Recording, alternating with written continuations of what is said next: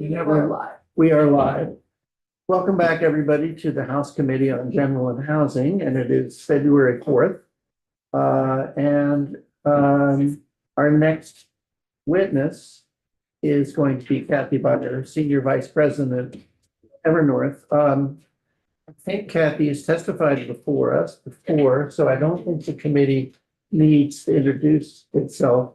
Unfortunately, Kathy, we have two members of the committee out ill. There's been pneumonia and flu running around here.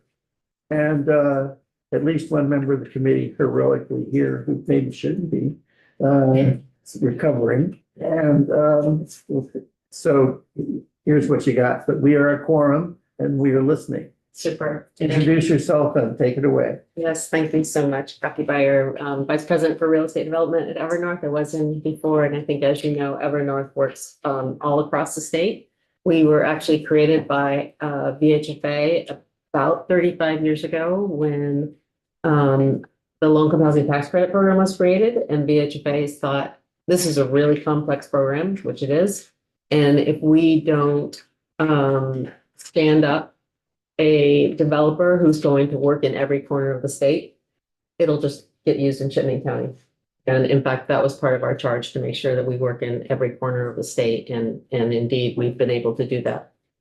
But I'm here more to talk about construction costs. And this is Bay Ridge Apartments in Shelburne, which is under construction. Kathy, what were you before you became Evernorth? Housing Vermont. Housing Vermont. And then you merged. With a similar nonprofit based out of Portland, Maine. So we actually work in Maine, New Hampshire, and Vermont. Just, it's interesting because there's quite a bit of similarities in the northern part. Maine is actually more rural than Vermont because they have all that land. I know there are parts The of north. there are parts of Maine where. Or Maine is the oldest per capita. We're number 2, and then New Hampshire. Unfortunately, we have some similarities, not all of them ones that you would want. So I just want to talk about a multifamily building. Now, that could be a rental or a condo, but there's some unique features of a multifamily building. And it's more complex than a single family home. One of the obvious ones is, does it need an elevator? An elevator is $200,000 a pop, period. Installed? Installed, yeah. Is it forced? If it's in some cases, it's because of the land, you need to do a parking garage underneath the building, which of course adds cost. In a Vermont's energy code, if your building is 4 stories or higher, it puts you under the commercial building energy code, not the residential building energy code. So if your building is 3 stories or less, you're under residential. 4 stories or above, you're under commercial. Yes. Do you know why? And like, that might just be some. I research actually do, because every year the Vermont Energy Code is updated. Every 3 years, the Vermont Energy Code is updated, and I have participated in at least 2 rounds of that, because I had that very question, why are we doing this? And it actually stems from there's a national building code that Vermont uses, both not just energy code, but all building code. And nationally, that is the way it's done. My understanding is that the national home builders, buildings get more complex as you go up in stories. So it is more like commercial development once you get, in some places you're looking at 8-10-story buildings. That's very different than, a 1 to 3 story building. Yeah. We weren't, there wasn't, to follow up on this, there wasn't a sort of upswell of feeling among the conoscenti like yourself that we really should change it and say it's 5 stories or 6. I don't think we could. Yeah, I think it would wreak havoc. Is there a steel frame That's if you're, one? that's another building code. What is that? I mean, take a step back, right? Single family homes. There is no building code in Vermont for Yeah, single family right. homes. Yeah. That keeps the cost down, right? I mean, you all know go talk to people back in your community who are building homes. It keeps the cost down, but in a building that becomes as complex as a multifamily building, you really do need a building code because things could go really, really wrong. Go ahead. It's just 3 residential floors, or did that include parking? The underground parking wouldn't count. It's, but, okay, you were gonna say, is there a point where you can't have you can't have wooden stick frame, you need steel? Yes, that's a building code issue. And is that over a certain number of I think stories? it's over 5. Over 5, you have to go steel. We don't build a lot of buildings over 5 stories tall, so. And then that's just the way to think about a multifamily building. The most efficient configuration is what we call a double loaded corridor. So when you go into an apartment building, you walk in, there's a hallway, and there's apartments on this side of the hallway and on this side of the hallway. That is the most efficient way to build. Anytime, and people say, well, all your buildings kind of all look alike, and they have to have that dimension, right? It's about I think it's about a 50-foot wide rectangle. And that's because it's the most cost efficient way to build. There's other ways you can do it. You can add all kinds of costs by having, interesting design considerations, but that is what you will see in your typical multifamily building. But the other thing to think about in comparison to a single family home is we have a lot more kitchens and bathrooms per square foot, right? So let's say a single family home is 3,000 square feet. You got 1 kitchen, you might have 2 bathrooms. We are building, say, in 3,000 square feet, we would have 4 to 5 apartments. So that's 4 to 5 kitchens, and we aren't putting granite countertops in our kitchens, but kitchens and bathrooms are your most expensive per square foot. So that's just always going to be a difference between a multifamily building and a single family home. So the very fact, it's ironic, isn't it? The very fact that you are building smaller units in a lot of ways is adding to the per square foot cost by having more kitchens. It's not more expensive per unit, it's more expensive per square foot. Yeah, exactly. So.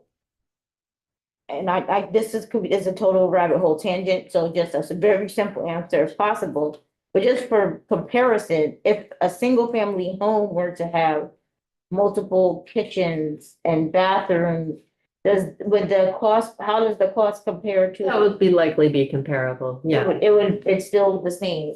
yeah. Okay, so is it the kitchens and the bathrooms that are making the cost? It's just the nature of a multifamily building where you have more kitchens and bathrooms per square foot. than a Okay. single family home. Okay, Yeah. thank you. So let's take a little more detailed look at a couple of buildings. This is Riverwalk Apartments in downtown White River Junction. We opened the doors, people started moving in the summer of 2024. It was a little under 400,000 a unit, which actually sounds good right now.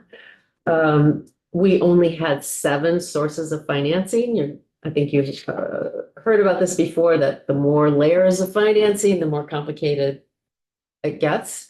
But the thing I really want to point out, and point out the next slide as well, is that on the right, the uses of the funds, right? You have to have land acquisition costs, what we call soft costs, which are architects, lawyers, permit fees, and then hard construction costs. And by far, the biggest factor is hard construction costs. In a national report done, I think about 5 years ago, the recommendation was the single biggest determinant of cost is the size of a project. And the recommendation was that we should be building projects with the size of 100 units or more. I can't do that in any community in Vermont, let alone some of the communities you all represent. I will say that my experience in California, when I was working on housing in California, was actually not the same as that. It was the number, in response to the question of developers, at what point do you really start to save money? because of quantity, it was 200 units plus.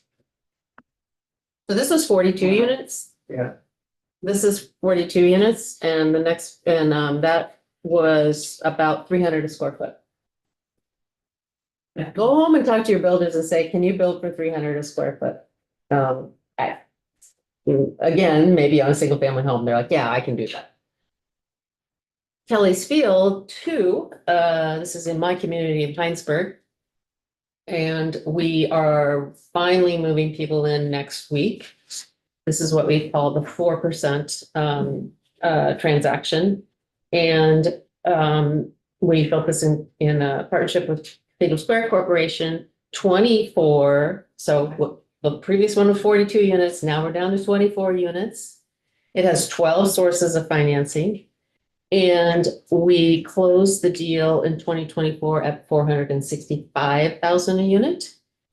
And the hard construction costs were about 310 a square foot. Now, those are pretty similar. Those are pretty similar buildings, although Riverwalk had a parking garage. They both have elevators. I will tell you, one of the cost drivers is that $200,000 elevator spread out over 42 units. And a $200,000 elevator spread out over 24 units, you can do the math. It's going to be more expensive to do the 24 units. We had another experience at Kelly's Field 2 with the supply chain problems, unfortunately, have not completely settled out. And I don't know if people have heard of switchgear equipment. I'm not an expert in the electrical components of a building or even my own single family home. But the switchgear equipment is essentially what takes, when you bring in power from the street to the building, you need, it's basically the piece of equipment you need to then distribute the electricity around to your apartments. It's a very specific piece of equipment. Ours was delayed, came from Mexico. Well, I don't know why so many of them, this equipment is made in Mexico. We had over a 5-month delay in delivery. You can't get a certificate of occupancy without the switchgear equipment. You can't run an elevator without switchgear equipment. So the delay cost us around $350,000 a unit, which translates to over $14,000 a unit. 6,000 total, yeah. Yeah. I will add that we had exactly the same problem when we did the store conversion with 3 apartment units in Calais. We were just stuck, literally stuck, waiting for that box that goes on the outside of the house, this piece of electric equipment. I think it took 4 or 5 months for us to get it. Yeah. Yeah, it's been a national problem. Elizabeth, what would Thank you? How do you account for the discrepancy in acquisition costs between these two projects? Very good question. So in White River Junction, we bought the land from a private developer and paid market price. In Kelly's Field 2, this is a strategy we've been using when we can.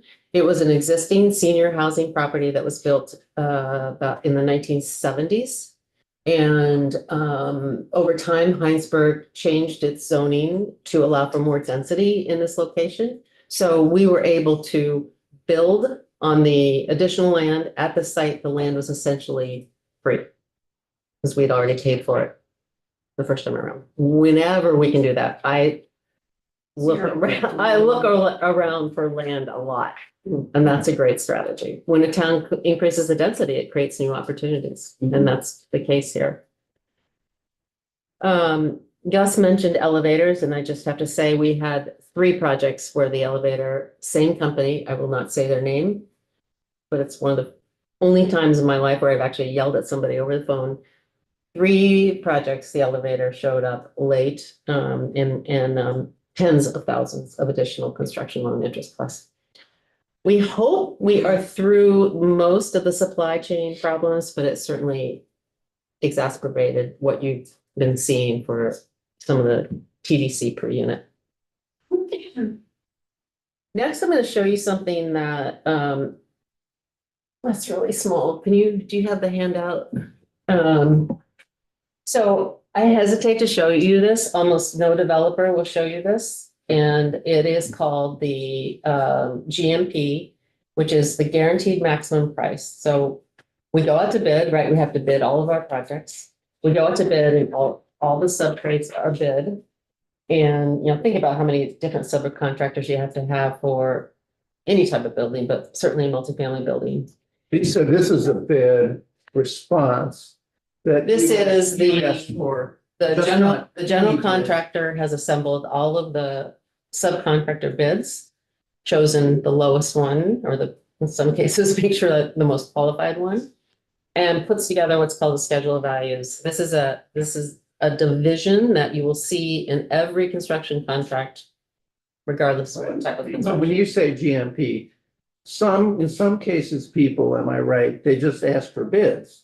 And the bid comes in and it's one number and that's what you're gonna pay. And in other cases, people who are savvy don't ask for that. They ask for the GMP, which means it could be less, but it can't be more. Is that right? Well, I think a way to think of it is both federal and state procurement policies say you have to go out to bid. You can't just go choose, my favorite painter or drywaller. You have to go out to bid and collect the bids of the subtrades in a competitive fashion and award those contracts in a transparent fashion. It's a way to try to not, quite frankly, have malfeasance, right? So that's been the requirement. And the way that is always assembled is what this is called a schedule of values by division. And some of them they'll be obvious to you, like Division 2 is always site work. I've highlighted Division 6, which is wood. So we're going to talk about that a little bit. And I've highlighted Divisions 15 and 16, which are mechanical and electrical. And that is often called MEP, mechanical, electrical, and plumbing.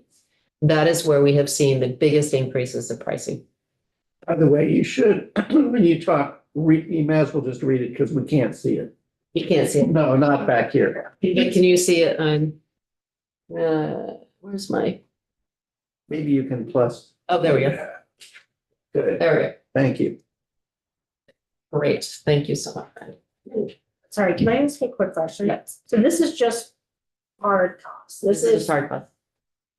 would labor ever be considered? Oh, labor's in. Labor's in there. Okay. Yeah, It's labor's just in there. not- Soft costs are like the lawyers, Yeah, the Lawyers, right? lawyers. The lawyers. The lawyers. That's always. Permit fees.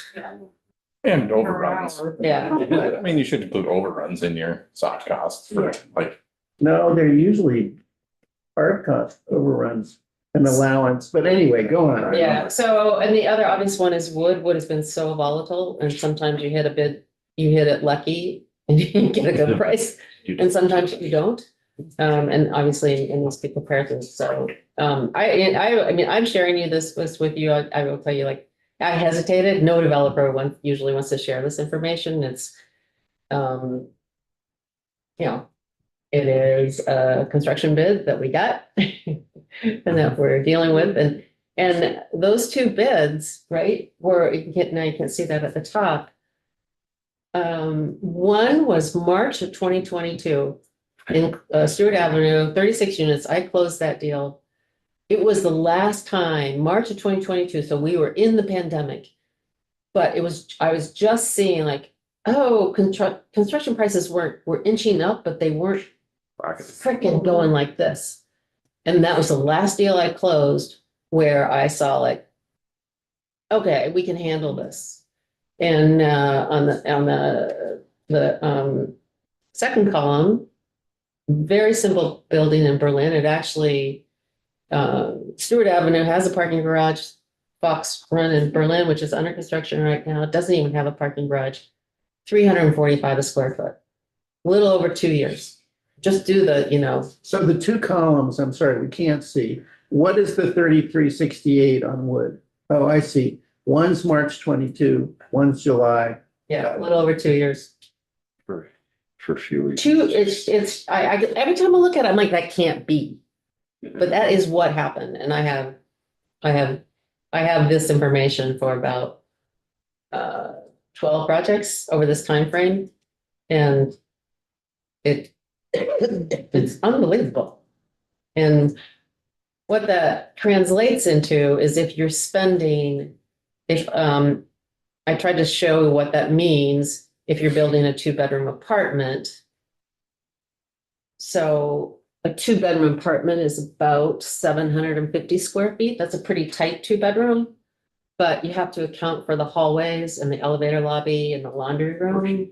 So if you multiply that by a factor of 30% more square feet to account for all that, it's about 975 square feet for a 2-bedroom apartment. And just do the math, multiply by 207 a square foot. And versus 345 a square foot. And the increase in hard cost from March 2022 to July 2024 was $135,000. Just hard costs. And I haven't seen it. I think it's gonna plateau. We've had 2 bids come in within budget now. But that's because we have to set the budget so high, right? Like, oh, it came in with it in budget, and then you look at it and you go, well, yeah, that's because. What do you think is going on? You know, I do think there is some, I don't want to use the word price gouging, but I think there are some suppliers who are probably making some pretty good money right now. I think Gus pointed out, there has been an increase in wages for construction labor, and I think that's a good thing. There's, because of the housing crisis, there's a lot of demand, right? And that's what A lot of happens. supply, right? Yeah, yeah, I would think that's one of the big ones right there. I'll Right. ring that bell again, but so many people can just throw out a price and get a, Yeah. yep, when can you start? That, why would they leave that to go work on another project? right, right, They're gonna send the same number to you, and if you take it, great. If not, good, because I'm busy. yeah. Yeah, we're having a hard time finding subcontractors, particularly on what we call the MEP, mechanical, electrical, plumbing. And obviously, if you can go work on a high-end building as a subcontractor, you're gonna go there, right? It's probably gonna be easier. So I mean, I think you've been hearing a lot about this.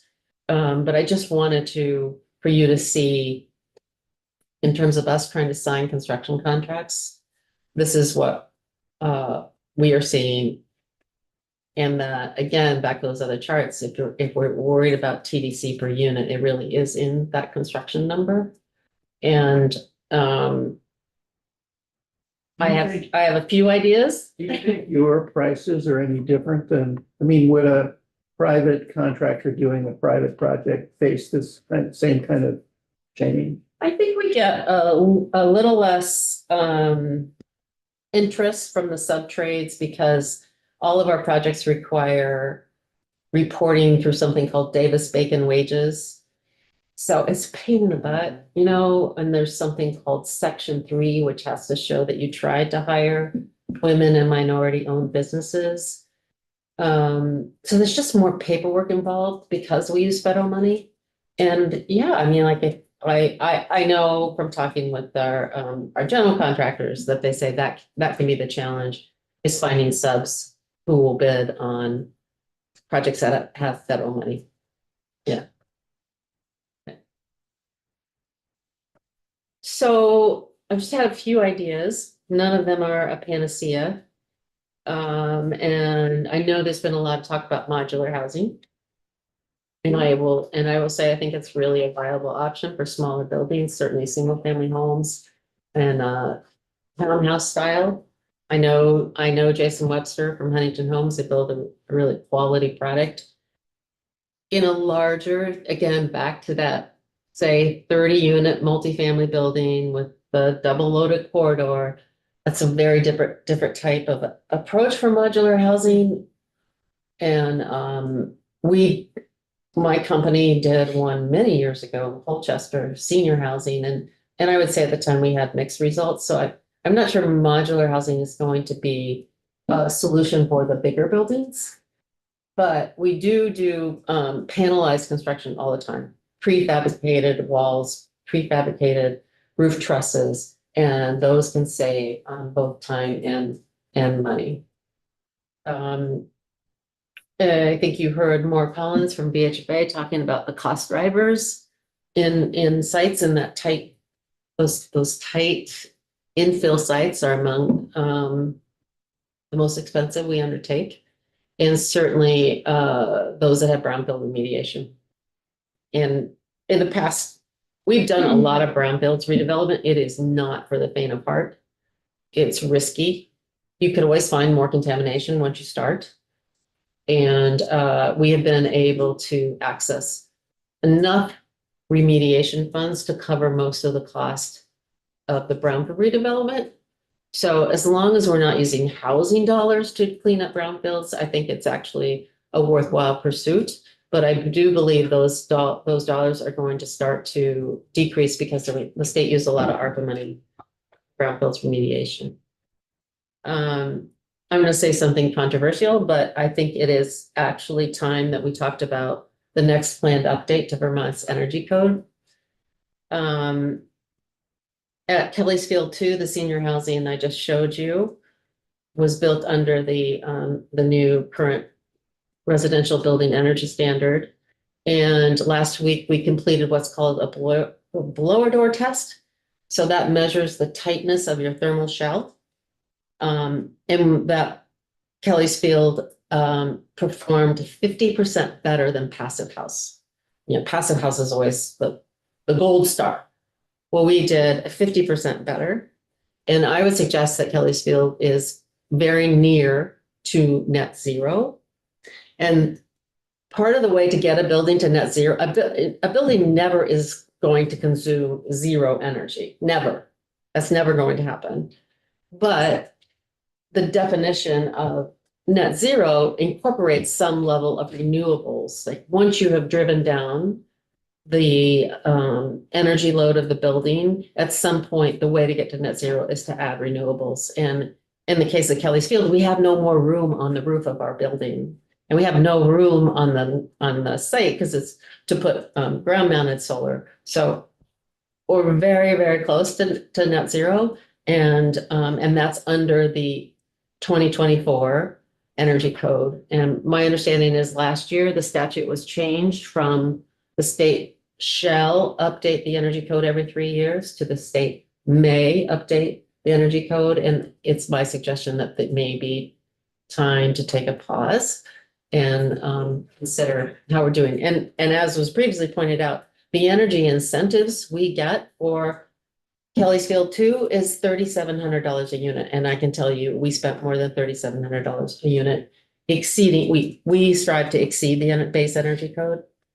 We spent more than $3,700 a unit doing that. So other ideas, this is not really, you can build a building without an elevator. You can do 2-story buildings and have people walk up, right? It really, unfortunately, reduces the accessibility for people, but we do have 2-story buildings at Hickory Street Phase 3 is a 2-story building, and we didn't put an elevator in that building. And people don't, a lot of times what happens is they move into the second floor and they get on the waiting list to move down to the first floor. But that is a strategy that can be used. And I just want to say that whether you're a private developer or a nonprofit developer, we all want to build more housing. It really does. It disturbs me that we have such an incredible investment in housing over the last 4 years, but yet the construction cost ate up some of our ability to deliver more units. And we need more housing of all kinds, smaller rental buildings, manufactured housing, and yes, even these larger multifamily buildings.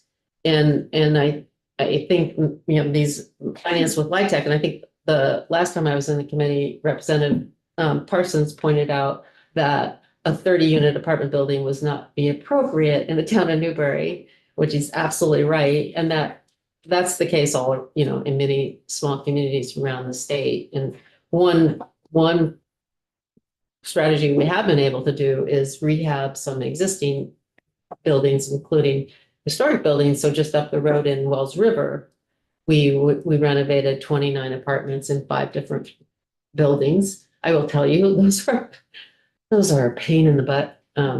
But again, for the size of the community, that might be a better solution.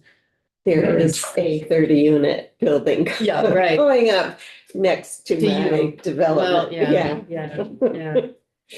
And then just Gus Seelig touched on this, the value of permanent affordability. We're having a groundbreaking ceremony in Waterbury next Monday, if you want to come. 26 units right in downtown. And I was thinking back, in Waterbury, over 30 years ago, we renovated a building called Stimson and Graves Senior Housing. It's right on Stowe Street.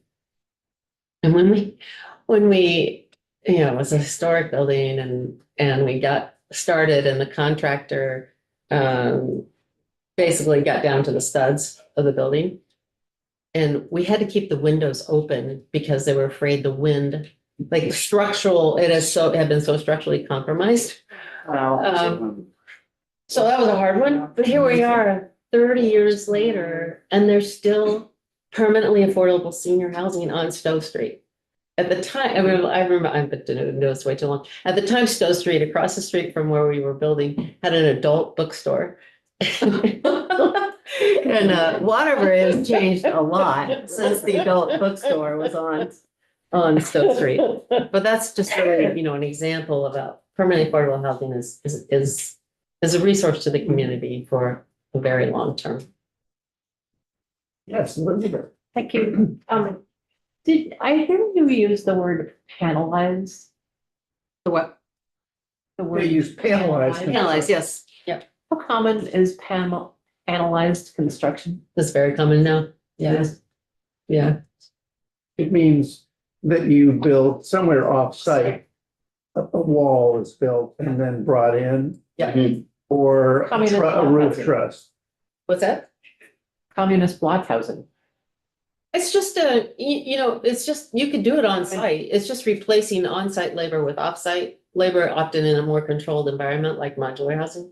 So it's literally just if you frame up a wall, it's got a bunch of, and I'm not an expert on this, but anyway, if you frame it, you got a bunch of 2x4 framing, right? You can pay a carpenter on site to do it, 1 2x4 at a time, or they can do it faster in offsite, probably indoors, weather controlled, and deliver it as a section to the site. So it's the same framing, it's just done in it's an advancement in technology that has benefited stick-built construction. Did I understand you to say in terms of when you were running through your ideas, that in the energy code, you're just suggesting, look, I think we're at a place now where we ought to be, and we should live with it, rather than undertake a more advanced, additional requirements. Is that what you're saying? I am, because I think we are close to net zero with the current energy code, and we have the most aggressive energy code, I believe, in the country. And we don't enforce the energy code. So it's a little bit of, quite frankly, it's frustrating that some developers, including private developers, have to build to the energy code, and then there's no enforcement. So people feel good about updating the energy code, and you're like, well, okay. It's good on paper. And I guess if they don't enforce it, it means that private developers or nonprofits that actually obey the energy code are at a financial disadvantage as against developers who don't. Quite frankly, our buildings are very tight. Like what I told you about Kelly's Field 2, when you have that tight of a building, if you don't get the vent right, do you know what you end up with? You end up with a soggy mess, right? if you don't ventilate a building that's that tight, eventually the moisture will cause mold or problems. It's not even, I have a house that was built double walled. It's pretty good that way. And we have an air exchanger.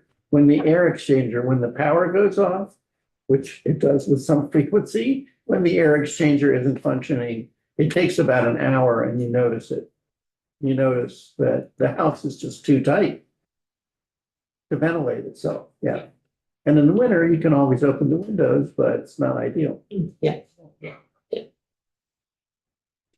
Any further questions for Kathy Byer? Thanks for your time. Thank you. I know what you do is very hard, so thank you. Thank you so much. No, thank you.